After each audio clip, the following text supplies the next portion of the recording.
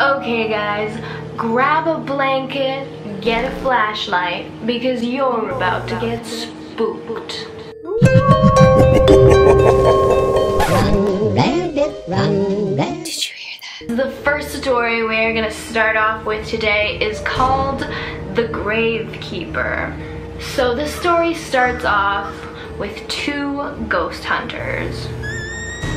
Let's name them Amy and Sarah.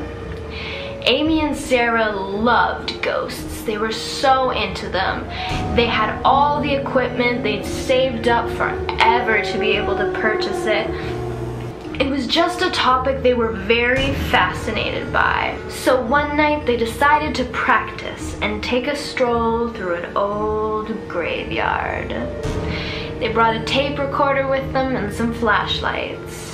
And as they were walking through the creepy graves, the shadows just got bigger and darker, and the wind started to pick up, and it got colder and colder.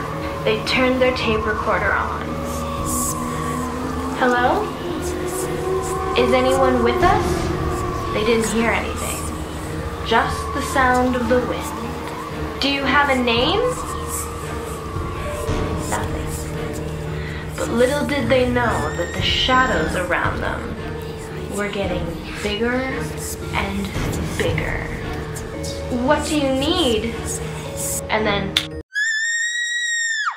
everything went black. The next morning, the gravekeeper was walking among the tombs when he looked down and he found an old recorder. Huh, he thought. He picked it up and pressed play. He heard the girl say, "Hello? Is anyone here with us?" And a creepy voice played back. Yes, I am here. What is your name? I go by many names.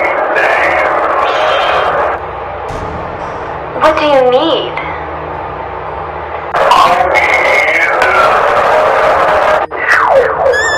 And the tape recorder ended. The gravekeeper just shook his head and walked back to his shack.